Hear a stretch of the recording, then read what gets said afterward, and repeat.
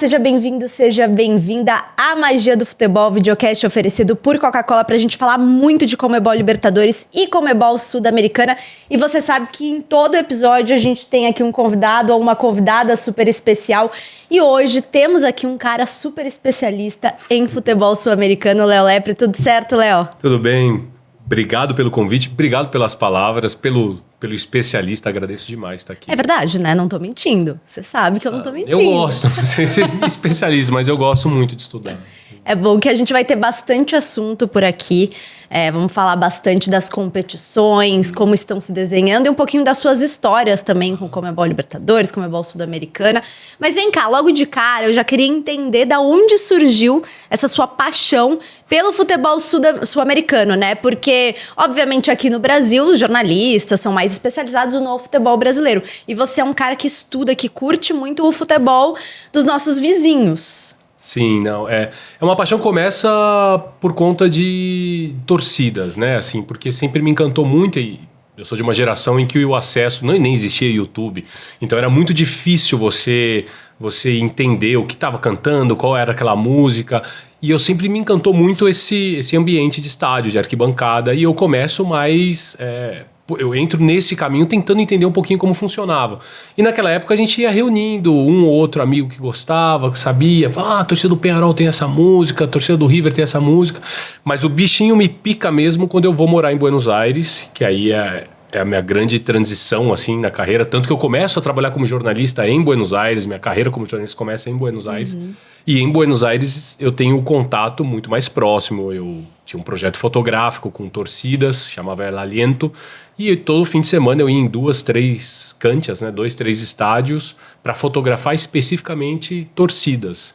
E ali o contato, ele estreita muito, eu começo a entender muito isso no começo também, quando o YouTube estava vindo, estava todo aquele... que o YouTube ele acaba popularizando muito, né, as torcidas, as músicas, e eu vivi aquilo estando lá, gerando conteúdo, participando disso, e eu acabo começando a entender um pouco mais, e de vez... foi em Buenos Aires. Em Buenos Aires, para mim, essa estadia em Buenos Aires foi... esses anos que eu passei em Buenos Aires, foram quase 10 anos. Bastante. Foi muito tempo. Foi quando eu realmente falei assim, não, é disso daqui que eu gosto.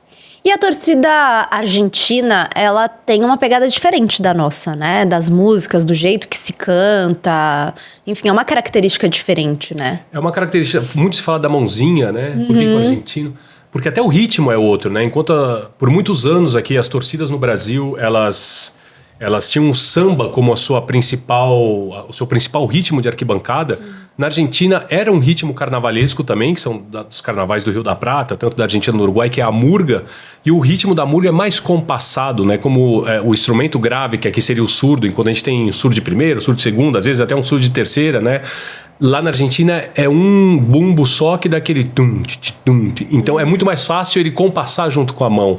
E durante muito tempo as torcidas argentinas, que são talvez a grande escola de arquibancada da América do Sul, elas pegavam músicas que são temas de rock nacional, como eles chamam na Argentina, e eles adaptavam com esse ritmo de murga e levavam para arquibancada. Então era muito mais fácil o torcedor entender qual era a melodia, porque, isso aqui que eles estão cantando, por exemplo, é Cajerreiros, ou então um tema de cumbia, isso aqui é Gilda, um tema de quarteto, isso aqui é Rodrigo. Então, era mais fácil de contagiar toda a arquibancada, porque o torcedor comum, né, que não estava naquele centro ali de onde emanava, de onde surgia a música, ele já entendia qual era a melodia, já sabia como cantar, mas ele só esperava 2, 3 minutinhos ali para entender a letra e em seguida ia.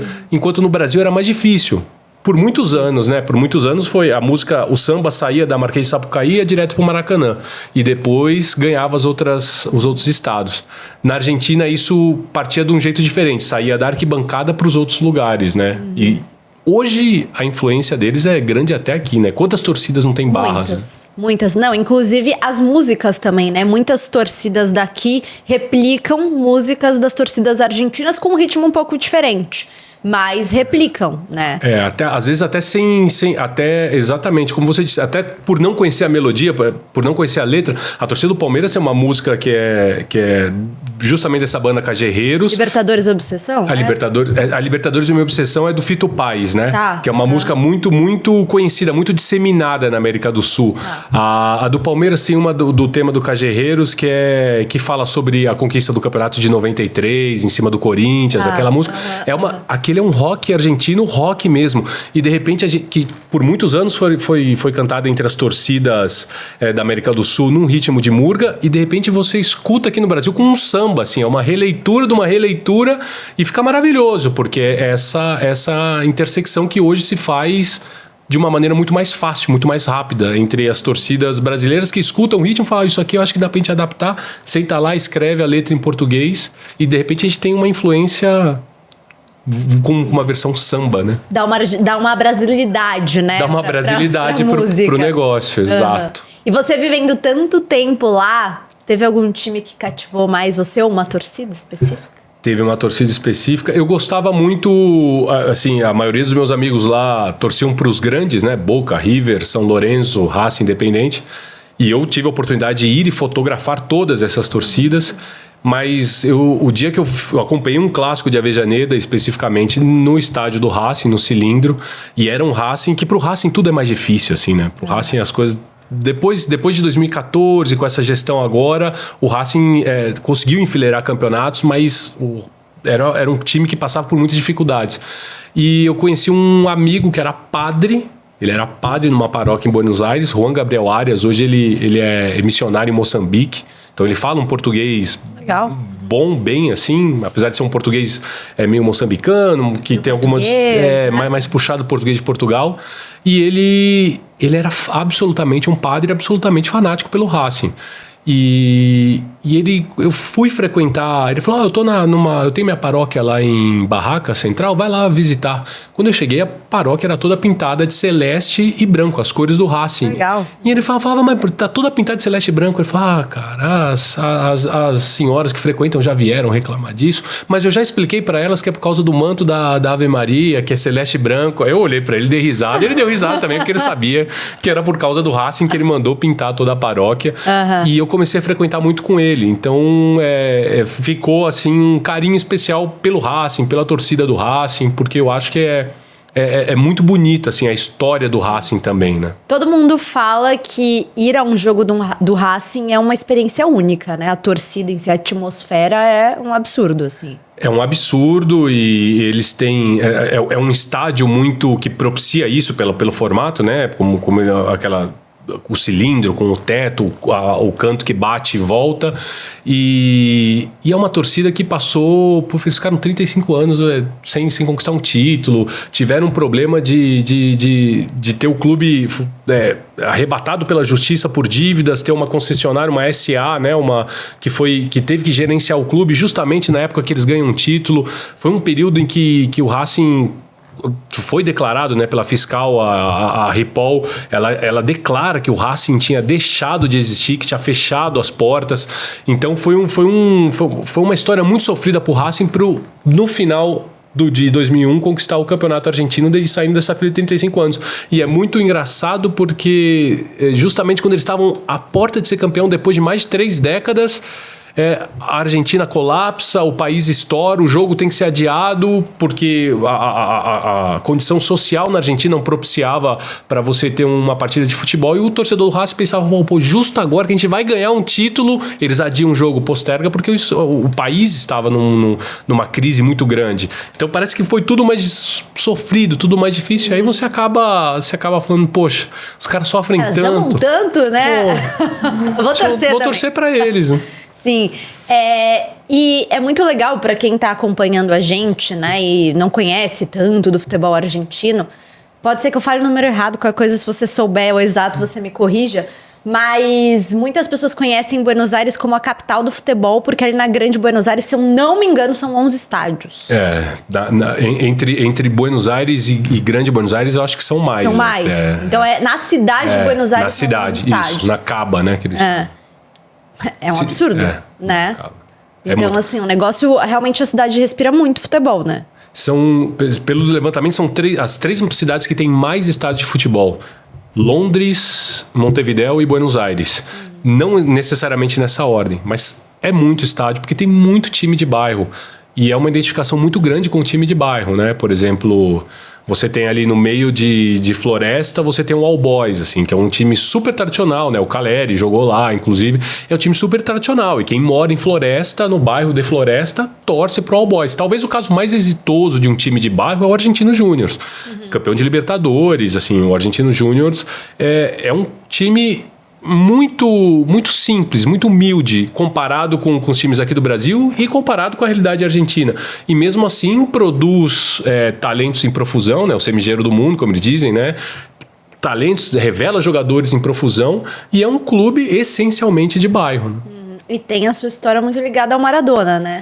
Tem a sua história ligada ao Maradona porque é o time que forma o Maradona, né? O Maradona não começa jogando ali, mas é o time que forma a primeira categoria com os Cebojitas, né? Que é eles colocam as categorias, as divisões do futebol infantil. A primeira são os Cebojitas, né? Os Cebolinhas, que eles chamam lá na Argentina. E o Maradona, ele participa desse time e era um time que passou mais de 3 anos invicto na Argentina, ganhava todos os jogos, todos os campeonatos. O Maradona vai subindo, inclusive ele participava dos pré-jogos e intervalos do Argentino Júnior, quando ele ainda era garoto, fazendo um malabarismo com a bola durante esse tempo. Assim, o Maradona já sabia o que ele ia se tornar. E aí ele passa, em 81, ele passa do Argentinos pro Boca Juniors, e aí a carreira dele já estava em ascensão. Mas quando ele passa pro Boca, ele já era o Maradona, assim para dizer. Não tinha conquistado tudo que ele tinha conquistado, mas já era a grande joia formada no Argentino Júnior. Muito legal. E você sente que o argentino ali, ele vive o futebol de uma forma diferente da gente? Eu acho que vive. Eu acho que isso reflete até na quantidade de treinadores que a gente tem nas seleções, né? Hoje são 7 treinadores argentinos nas 10 seleções sul-americanas. Eu acho que a discussão lá é mais profunda, sabe? De futebol. Eu acho que a discussão é mais tática, é mais o doble 5, né? Como eles chamam, jogou com 2 volantes de contenção, né? Com 5 e com o doble 5. Não, ele joga de 8. Tanto que eles não se referem às posições como a gente se refere aqui. É volante, é lateral direito, eles já dão por número, que exige uma complexidade maior. Você precisa entender um pouco maior o cara ele joga de 4, né? Que no caso deles é o lateral. Não, ele é um central, ele é o 2 e ele é o 3. Então você... Só pelo fato de citar as posições pela sua numeração, eu acho que já existe pelo menos que você precisa entender que o 8 é um volante ofensivo, que o 11 é um ponta esquerda, sabe? É assim, é o 9, ele joga de 9. Talvez o 9 seja mais parecido com a gente, que a gente até fala, né? O 9. Mas eu acho que o debate é mais, o tatiquês, né? É mais difundido na conversa de bar. E isso acaba refletindo num número de treinadores, porque se a gente parte que da base da sociedade, o tatiquês já é difundido, quando a pirâmide vai afunilando, vai chegando nos escalões mais altos do futebol, a galera que trabalha profissionalmente com isso, o nível da discussão é muito mais alto, assim. E eu acho que o argentino ele é muito presente dentro dos estádios, né? Aqui também a gente tem, cada ano que passa, recordes de público, os estádios cada vez mais cheios e os campeonatos aqui estão cada vez mais fortalecidos, né? A gente viu nessa última janela de transferências que foi aí recorde de gasto dos clubes brasileiros de fato investindo nos seus times, mas eu sinto que o argentino ele lota, assim, sempre o estádio. Não sei se é uma impressão daqui, mas, por exemplo, a gente vê um MAS Monumental que tem capacidade para 80 mil pessoas, sempre cheio. Tá sempre cheio, é uma condição, e até é uma vergonha para o torcedor quando o outro mostra, ou quando o rival mostra uma foto do estádio dele em que tem buracos, né? Que eles falam assim, não sei, o que vocês estavam esperando para ir? O jogo foi mais tarde, vocês não estavam sabendo do horário, o que aconteceu?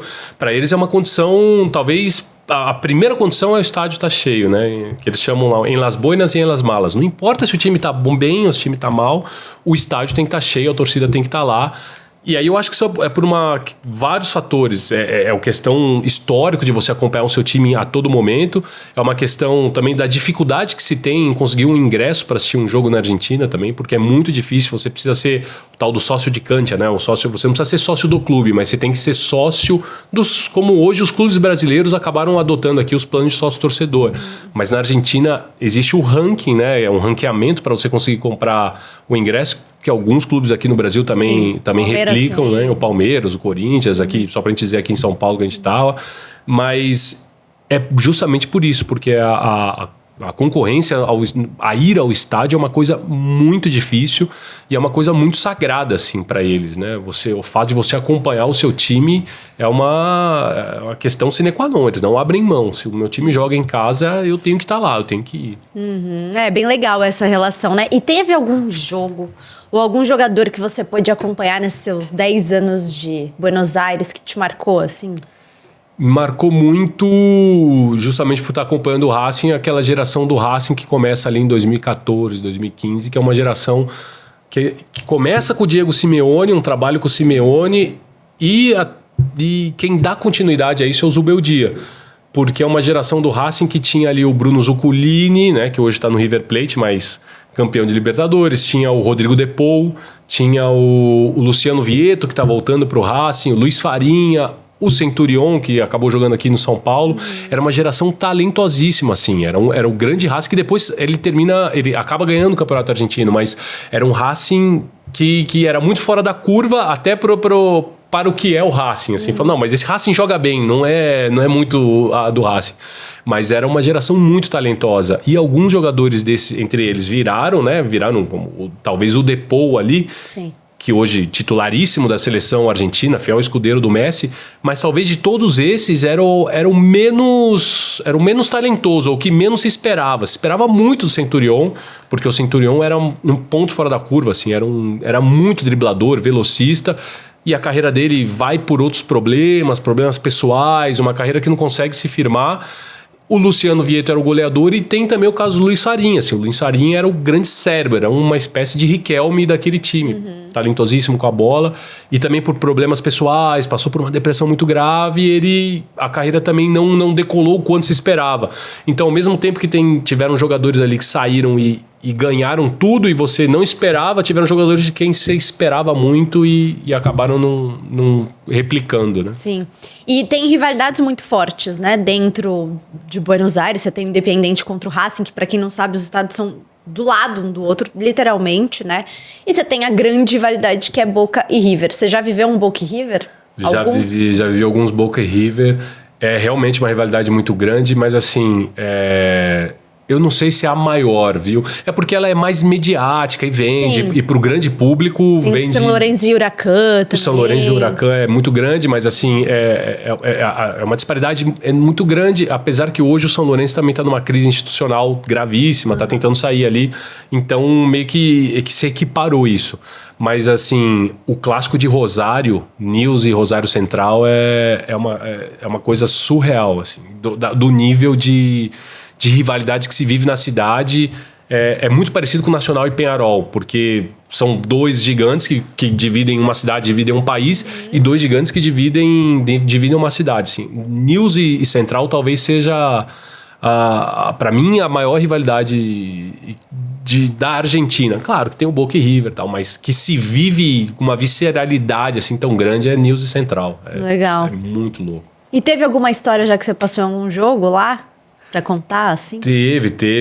Eu tirava, como eu disse, eu tirava fotos, né, das torcidas. E eu lembro que uma vez eu fui tirar uma foto, era um Racing Boca na cancha do Racing. E eu tava tirando fotos da chegada da torcida do Boca, da Barra mesmo, né, da 12. E eu lembro que eu apontei a câmera, comecei a tirar fotos. Eu tinha acabado de chegar na Argentina. Eu ainda falava um espanhol meio com muito sotaque, muito abrasileirado, e eles são extremamente... Olha, o que você está fazendo aqui? Por que você está tirando foto? E eu apontei para a câmera, para os bumbos, comecei a tirar foto e veio um deles, um dos barras ali, me freou, me parou. Quem é você? Para onde você trabalha? O que você está fazendo aqui? De onde você é? E quando ele perguntou de onde você é, eu não entendi na hora. Ele estava querendo saber de que meio eu era, se eu trabalhava para algum meio especial na Argentina, um Clarim, um La Nación da vida. E eu entendi, ele falou, de onde você é? Eu falei, do Brasil. E ele olhou pra mim, assim, completamente... Brasil? Eu falei, mas que Brasil? E aí ele foi pegar a câmera da minha mão e eu peguei a câmera e saí correndo. Falei, não vou ficar aqui que vai ser pior pra mim. Saí correndo, falei, pô, não sei o que, passei um... E aí na época eu tava lendo um livro muito bom do Gustavo Gravia, que é um jornalista argentino especializado em barras, em torcidas, que chama La Doce, que é o grande livro que conta a história da torcida do Boca.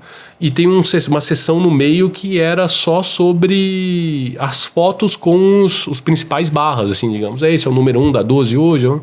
E na hora que eu vejo ali era o tal do Maxi Mazzaro e eu falei, esse aqui. Eu falei, bom, pelo menos não foi qualquer um que me botou pra correr. Foi logo o número 2 da 12.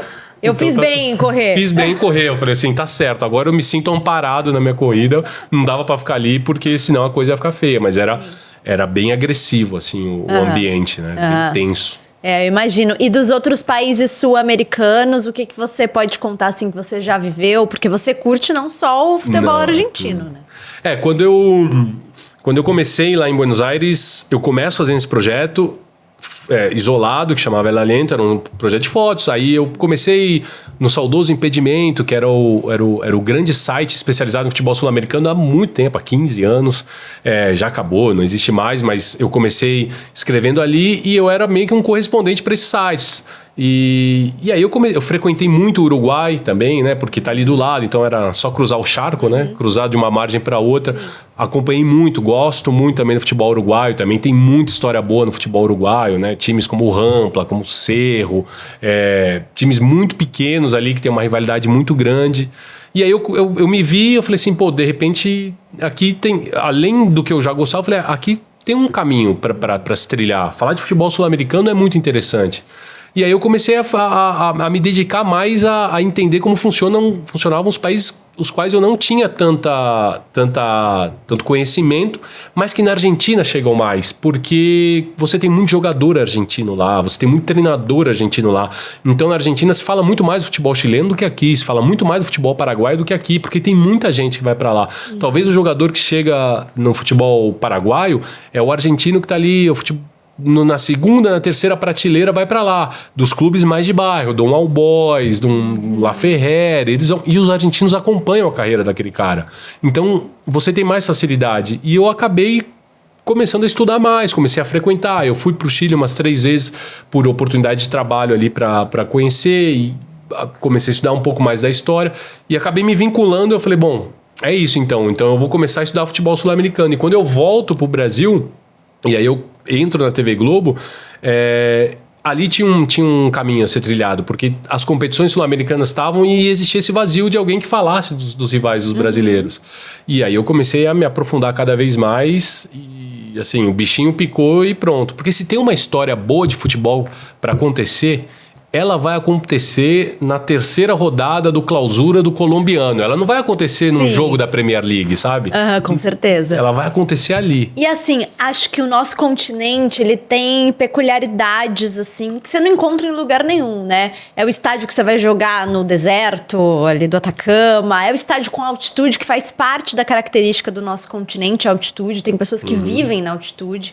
Então, é um estádio que é na beira da Cordilheira dos Andes. Então, você tem cenários e ingredientes mesmo muito emblemáticos, né, por aqui. Exato. Eu acho que, além de todo o colorido das torcidas, que é uma coisa muito nossa, assim, é muito específico nosso, e que a galera vem de fora para ver como é que funciona uma torcida do Boca, uma torcida do Flamengo, uma torcida do Peñarol. Eles gostam muito disso, porque talvez pro gringo que venha de fora, e gringo, eu falo gringo é um europeu, né, mesmo que venha de fora, ele não tá tão interessado no jogo, porque para isso ele tem o jogo lá que às vezes é melhor, às vezes é pior, mas assistir um jogo lá é diferente. Agora, a experiência de se ver uma partida de futebol aqui é única, não tem lá. E eles querem ver isso, eles vêm para ver isso. Além de tudo isso, tem esses condimentos que você falou. Vou ver um jogo no deserto. Eu vou ver um jogo em Puerto Montt ali, né? Uma cidade no sopé da Cordilheira dos Andes, ali, quase na fronteira com a Argentina. Você tem um estádio maravilhosíssimo, assim, com a cordilheira emoldurando tudo. Ou como são os estádios na própria Bolívia, né? Que volta e meia você vê a cordilheira, ou o estádio da Universidade Católica no Chile, o próprio estádio do Defensor Sporting no Uruguai, que tem um parque de diversões no fundo, tem o entardecer mais bonito que tem, que você vê o sol caindo ali no rio. são coisas que são muito nossas, assim, são muito do futebol sul-americano e que só tem aqui esse colorido especial e essas coisas, esses detalhes que você está falando, eu acho que é o que torna isso aqui único e rico, porque não é nem sempre, não é uma padronização, é uma padronização respeitando a particularidade de cada estádio, né? Fala assim, pô, você vai mexer no estádio do Defensor Sporting, mas é tão bonito ver aquela roda gigante iluminada no fundo, é coisa, às vezes você nem fala, pô, que marco bonito, né? Que cenário bonito que se tem. Não, realmente, assim, é único, né? E toda a cultura, eu acho que as culturas dos países aqui são muito ricas, né? Então, acho que isso tudo faz parte, por exemplo, das competições da Libertadores, da Conmebol Sul-Americana, né? Fazem parte, são ingredientes mesmo dessas competições. Você vai, por exemplo, num estádio do Always Ready, que, se eu não me engano, é o mais alto do mundo. Então, realmente, assim, acho que faz parte das competições mesmo, né? Dá o charme. Dá tremendo. Não, o estádio do Always Ready é até engraçado porque ele fica na cidade de El Alto ali e ele tá... Se o Hernando Siles está 3.600, o Always Ready está 4.100, quase 4.200. E é muito louco, porque você, para chegar no estádio, por exemplo, Hernando Siles, você desce no aeroporto de El Alto e você tem que descer. No estádio Always Ready está mais alto ainda. E eles agora instalaram toda a iluminação deles, está adequado aos padrões, pode ter receber jogo de competição internacional. É muito louco você jogar num estádio desse, assim, é uma coisa que ninguém tem expertise ainda, são eles que têm essa experiência, e se joga onde se vive, né, como que é o grande lema dele, se vivem as pessoas ali, é o lugar deles, eles jogam ali, o Campeonato Boliviano é realizado ali, com jogos ali. As pessoas têm esse direito, né, de ver o seu time na sua casa. Realmente eu acho isso muito interessante. E, por exemplo, ali em La Paz é legal porque você pega o teleférico, né? Sim. Que tem, as pessoas se locomovem de teleférico lá, é um transporte público. E aí você consegue ver, né, o Hernando Siles embaixo. Então é realmente um cenário bem diferente, porque La Paz é tipo um vale, né? Exato. Tá na Intracordilheira, tá no vale ali da Cordilheira. O Hernando Siles tem histórias que engrandecem todos os times que vão lá e conseguem sair de lá com uma vitória, porque é muito complicado, é muito difícil. O Flamengo passou por uma dificuldade tremenda contra o Bolívar, né? Até o final de jogo ali nas oitavas de final, sem saber se a partida ia para os pênaltis ou não.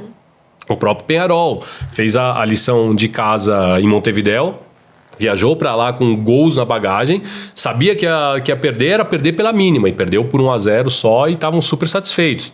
Então, eu acho que isso coloca mais um pontinho a mais na tua campanha. Falou, jogou lá em La Paz? Jogou. Então, beleza. É uma campanha que já tem esse fator de complicação que, de repente, para quem só joga no chano, né, como eu chamo, no plano ali, no nível do mar, não deixa de ser uma campanha bonita, mas é uma campanha que passou por menos percalços para quem teve que ir até lá jogar. É muito difícil. E tem alguma história de futebol sul-americano que você curte? Assim, não sei, alguma história de algum jogo, algum campeonato, algum time? Porque, por exemplo, tem apelidos? São os mais criativos que tem, né? Eu lembro que o Racing tinha um atacante que o cara era da noite e tal, né? Gostava de sair. E dava problema, porque às vezes era goleador, mas às vezes dava problema porque o cara saiu na noite de ontem, até não tá rendendo e tal. E a torcida apelidou ele de Discoteca Nunes. Então ele ficou como Discoteca Nunes, já era por si só um apelido muito engraçado, muito divertido. E aí ele tinha um irmão que estava jogando as categorias de base do Racing, estava no Uruguai agora jogando, também levava o nome Nunes. Só que como era irmão mais novo, eles falavam, esse é irmão do Discoteca? Então é o Matinê Nunes. Aí ficou o Matinê Nunes, porque era irmão do Discoteca, nem saiu, coitado. Mas já herdou o apelido. Mas são vários, assim. Tinha um jogador no Paraguai que nos anos 80, 90, ele jogava já com a barba muito grande, o cabelo muito comprido. Não era muito comum no Paraguai. E os caras olharam para ele e falaram, mas ele parece um cavernícola. E ficou ele cavernícola. Então, são, assim, a variedade de apelidos no futebol sul-americano é uma coisa... Eu tenho uma planilha lá no Excel, que um dia eu pretendo até fazer um livro. Eu tenho uma planilha no Excel que eu vou peneirando. Todos os apelidos que eu vejo, eu falo, esse apelido é muito bom. E eu coloco ela lá para um dia fazer alguma coisa. Porque eu falo, não dá para deixar tanto apelido bom ficar escondido. Assim. Aqui no Brasil também tem uns bons apelidos, principalmente em Copa São Paulo, né? Que são que são as competições de base. Então, tem uns apelidos bons. Inclusive, uma curiosidade aqui, o Riquelme é um cara muito emblemático, né? Ele é um dos grandes nomes do Boca Juniors, do futebol sul-americano. E no ano passado, eu lembro que eu estava estudando, né, para fazer Copa São Paulo e tudo mais, e era o recorde de nomes na Copa São Paulo. Tinham 15 Riquelmes. Nomes, não é nem apelido, são nomes. Pra você ver como todas as Riquelme, variações. Todas as variações. Com K. Todas as variações. Mas pra você ver como o Riquelme marcou aqui o futebol brasileiro também, né? O pessoal que viu, os pais que naquela época viam o Riquelme jogar, colocaram o nome de Riquelme nos seus filhos. Não, o próprio Verón, né? Que, do Cruzeiro, ex-Palmeiras, por conta da Bruja Verón.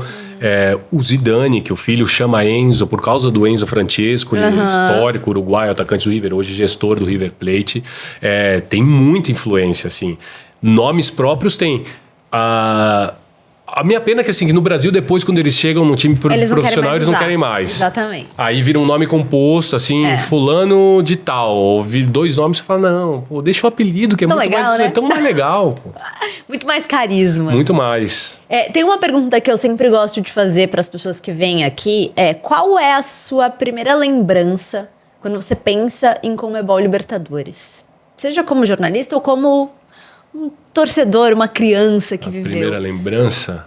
Nossa, são várias, assim. Eu acho que quando eu penso em Libertadores, eu penso automaticamente me vem à cabeça a noite, assim. Noite e meio de semana.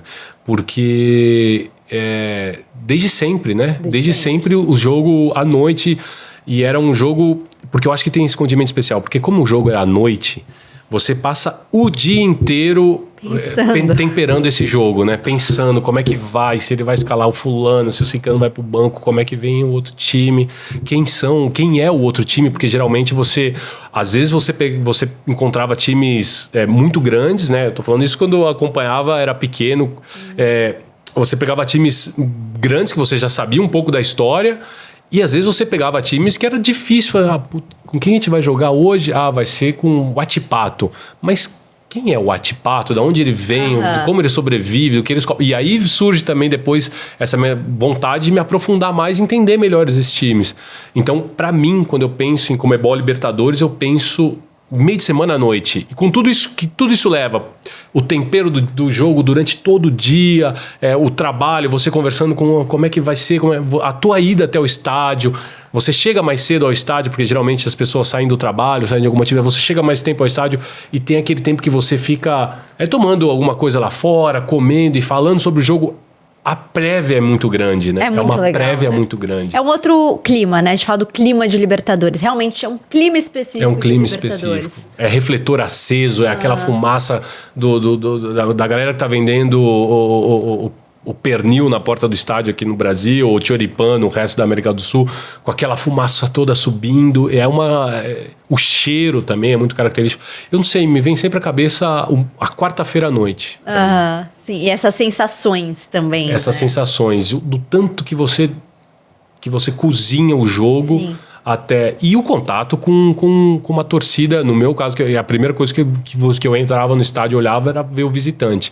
Como é que pendurava a faixa, como é que levava a bandeira, como é que era o ritmo da música. Porque sempre, aí eu volto acho que pro nosso começo, sempre me cativou muito isso, assim. Como é que o argentino, o uruguaio, o chileno, o paraguaio, o boliviano, enfim, o equatoriano, o colombiano, como é que ele vivia a paixão pelo time dele. Quanto de semelhanças tinha comigo e o quanto de diferenças tinha com aquilo que eu estava acostumado a ver no estádio. Então era uma troca muito grande de experiência. Sim. E tem algum jogo de Conmebol Libertadores que você trabalhou e marcou a sua trajetória como jornalista? Que eu trabalhei, tem assim, eu trabalhei na final em 2012, Boca Juniors e Corinthians lá na Bombonera. E marcou muito porque eu tava fotografando esse dia, tava fotografando a torcida do Boca e a torcida do Corinthians, assim. E foi era o Boca Juniors ainda do Riquelme, né? O Boca Juniors do Riquelme na sua... Depois o Boca ainda vem para 2013, mas o Riquelme tinha anunciado ali que não ia ficar mais no Boca, ele anunciou no voo vindo pro Brasil para jogar a segunda partida, né? E era um clima surreal, assim, na Bombonera, porque era uma noite de quarta-feira, com tudo, eu morando em Buenos Aires, eu encontrei com muitos amigos que vieram do Brasil para assistir, que eram corintianos, que são corintianos, para assistir esse jogo, com tudo que aquilo significava especialmente para o Corinthians, com tudo que aquilo significava para o Boca Juniors, o Corinthians que vinha de uma campanha perfeita, né? Não tinha perdido, tanto é campeão invicto, não tinha perdido, não tinha passado por nada, e um Boca Juniors que tinha chegado mais ou menos, só que com o peso de ser o Boca Juniors numa final de Libertadores, que chegava quase que pendurando a camiseta no varal. E aquele jogo foi espetacular, porque eu pude fotografar o primeiro tempo na torcida do Boca e o segundo tempo eu fui fotografar na torcida do Corinthians. Sim. Então, para mim, foi muito marcante aquilo. Eu imagino que você viveu também um período de uma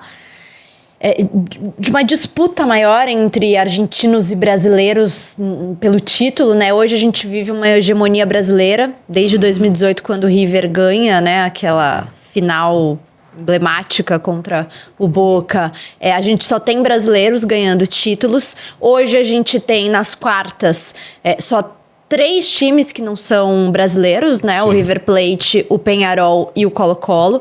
Como que você enxerga os times brasileiros nessa edição? Essa é uma discussão de corredor que eu tenho muito, assim, porque o pessoal às vezes me coloca como, ele que é o advogado dos times sul-americanos, quero que fala aí do Peñarol, por que o Peñarol pode tirar o Flamengo e ganhar essa Libertadores? Por que o River Plate pode ganhar essa Libertadores? Assim, poderio financeiro, não tem discussão. Por momento do país, momento econômico, é muito mais fácil, assim, para o time brasileiro se fortalecer e chegar. Mas o que eu digo, assim, e o que eu centro esse debate sempre é no seguinte: você pode, os nossos times eles estão mais bem armados, mais bem estruturados. Mas você pega os 2 camisas 10 do Flamengo, não são exatamente, mas jogam ali na função, são uruguaios. O capitão do Palmeiras por anos é um paraguaio. Os técnicos argentinos, uruguaios. O centroavante do São Paulo é um argentino. Assim. Então, os nossos times são brasileiros formados majoritariamente por talentos sul-americanos. A gente peneira. Isso é bom e é ruim ao mesmo tempo.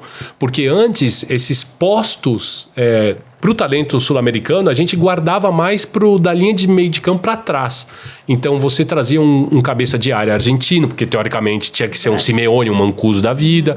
Você trazia um central argentino, porque tinha que ser um central chileno, porque tinha que ser um Figueroa. Você trazia um lateral uruguaio e um goleiro. Com o passar do tempo, você começou a pegar do meio de campo para frente. Então, você traz um De La Cruz, você traz um Arrascaeta, você traz um Caleri, você começa a trazer... E isso vai sufocando um pouco do talento brasileiro também. Porque você está trazendo o top de linha da Argentina, o cara que poderia, um Carlos Alcaraz, que estava na Premier League até outro tempo, agora está vindo para o Flamengo. Isso acaba sufocando. Então... Os times brasileiros são mais fortes, é verdade, financeiramente, economicamente, mas estão todos formados pelos jogadores sul-americanos. Por isso que é tão importante o scout e você olhar para o futebol sul-americano, né? Você olhar com muita atenção, porque é daqui que vai sair o próximo camisa 10 do teu time, é daqui que vai sair o camisa 9 do teu time. Sim. E eu acho que a Copa Sul-Americana também cumpre um papel muito importante para isso, porque a Copa Sul-Americana dá vitrine para esses jogadores, dá vitrine para os times que estão precisando de protagonismo, porque há muito tempo não disputam as fases finais de uma Libertadores. Sim. Então é muito importante para um Racing, para um Corinthians. Racing chega muito forte para essa Sul-Americana, né? Foi a melhor campanha da fase de grupos. Fortíssimo. E é um time que tá... Você tem um Adrian Martinez, que é um jogador... Um centroavante espetacular, tem uma história de vida. Ele foi preso, o Adrian Martinez ficou na cadeia porque por 6 meses teve uma tentativa de homicídio contra ele na cadeia. Você fala, cara, esse cara hoje é o centroavante do Racing, uma baita de uma história. Você tem o Roger Martinez, o colombiano que joga com ele, o Quinteiro, outro colombiano que joga com ele. É um time muito bem armado, o Arias, um goleiro super experiente, seleção chilena. Você tem... Pro Corinthians é uma Copa muito importante. Pro Boca era também uma Copa muito importante, até cair para um Cruzeiro. E fez um jogo duríssimo com o Cruzeiro. Sim, com um a menos, né? Com um a menos. É uma Copa que... A Copa Sul-Americana, ela propicia devolver esse protagonismo pro clube que tá precisando, para um grande que não tá vivendo um bom momento. A Copa Sul-Americana é um baita de um semáforo, assim, de um farol, de você colocar isso na mente para salvar a tua temporada. E para você começar a dar protagonismo para esses clubes que estão surgindo. O Independente Del Valle, ele bate em 2016, finalista da Libertadores, perde para o Atlético Nacional. mas ele se afiança, ele finca o seu nome de potência sul-americana na Copa Sul-Americana, fazendo boas campanhas, batendo campeão 2 vezes, e aí ele passa a disputar meio que de tu a tu, né, como eles dizem na Libertadores. E eu sinto que na Sul-Americana a gente tem um equilíbrio maior, né? Tanto que se a gente pega os campeões, no ano passado, por exemplo, a gente teve a LDU, né? Então a gente tem um equilíbrio maior entre os times brasileiros e os outros times da América do Sul. Não sei se você tem essa sensação também. Total. É mais imprevisível, assim. É bem mais. Não, concordo, porque assim, geralmente o clube brasileiro que chega na Copa Sul-Americana, até pelo sistema de classificação, talvez ele não esteja vivendo o melhor momento técnico dele. Já nos outros campeonatos, o time argentino, chileno, paraguaio que chega na Copa Sul-Americana, ele está vivendo um bom momento, porque ele passou por um sistema classificatório que é um pouco mais afunilado. Então ele chega melhor. Para o Racing, com o investimento que teve, por exemplo, a Copa Sul-Americana é o objeto de desejo, assim, para eles, né? É o grande objeto de desejo. O Racing vai com tudo. E eu tenho certeza que hoje, se você olhar, né, pela situação do Corinthians, que tá precisando, Racing e Fortaleza talvez são os grandes favoritos dessa Copa Sul-Americana. E seria um duelo interessantíssimo. Sim. Seria um duelo interessantíssimo. Uma semifinal, eventual semifinal. Uma eventual semifinal. Seria um duelo muito interessante. Aí você tem um Lanús que tá mal no campeonato argentino, tá ali de meio de tabela para baixo, mas que tá fazendo uma tremenda campanha. Acabou de eliminar a LDU, a atual campeã. Acabou de eliminar. E com 2 jogos com muita propriedade. Então, é mais parelho. Realmente é mais parelho. E você tem um Cruzeiro ali daquele lado também que se reconstruiu, né? Tá se reconstruindo. E ganhar uma Copa Sul-Americana pro Cruzeiro é um negócio... Situação muito parecida com a do Racing hoje. O Racing ele precisa do protagonismo internacional de volta. Ele já conquistou a sua relevância nacional. Recentemente ganhou do Boca numa final, numa super final argentina. Mas para o protagonismo internacional do Racing é muito importante Sul-Americana. E eu acho que vai nesse caminho para o Cruzeiro. Assim, para o Cruzeiro, depois de voltar para a Série B, de conseguir da Série B, de ficar na Série A, agora imagina beliscar nessa temporada um título internacional. E eu tenho certeza que a torcida do Cruzeiro vai valorizar muito isso, né? E se o Cruzeiro chegar nessa final, a Assunção vai estar lotada de cruzeirense, eu tenho certeza. Total. Agora, para terminar, o que essas competições internacionais aqui do continente, Libertadores, Sul-Americana, representam para você como uma pessoa que gosta, que vive do futebol? É o que eu não abro mão de assistir. Eu não abro mão de assistir. E assim, o pessoal até brinca porque assim, mas tá jogando Sportiva, Meliano e Libertad. É esse jogo que eu quero ver. Porque é esse jogo que tem, talvez, nem todo mundo vai assistir. Porque como os jogos acontecem no mesmo horário, você vai preferir... É o dia que eu assisto no celular, no tablet e na televisão. Assim, é o dia que eu tento ver o máximo de jogos possíveis. Porque... são os jogos que eu não me permito não assistir.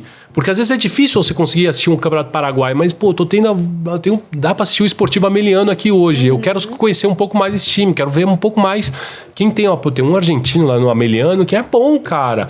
Por exemplo, o Romaña, hoje, o central do São Lourenço, que já teve na pauta aqui em alguns times. O Romaña jogava o Campeonato Paraguai pelo Guarani e já era um destaque e era muito difícil ver o Romaña. O Vijaçante, que hoje brilha no Grêmio, também era muito... Mas a gente já sabia que esses caras eram referências de talento, que dava pra ir. O Romaña fez 2 grandes jogos contra o Palmeiras na fase de grupos. E aí todo mundo falou, mas quem é esse colombiano que joga de central do São Lourenço? Esse cara tá jogando no Campeonato Paraguai já tem muito tempo. Então, quando você tem a possibilidade de assistir um jogo de Libertadores, um jogo de Sul-Americana, ainda mais esses times que meio que fogem do radar, além de você topar com histórias maravilhosas, se você pesquisar ali, você vai topar, você vai ter a chance de ver talvez o próximo 10 do seu time. Agora, a última vez, porque eu lembrei de perguntar outra coisa. Como que você visualiza essa final de Conmebol Libertadores em Buenos Aires? Você que conhece muito a cidade. Olha, primeiro vai ser lindo jogar no Monumental para 80 mil. Não está confirmado o Monumental, mas tudo indica que vai ser no Monumental. Teve uma reunião, inclusive, que o presidente do River, recentemente, ontem, inclusive, falou sobre esse desejo que vem a Buenos Aires e hoje ao Monumental. E hoje o Monumental é o estádio mais preparado.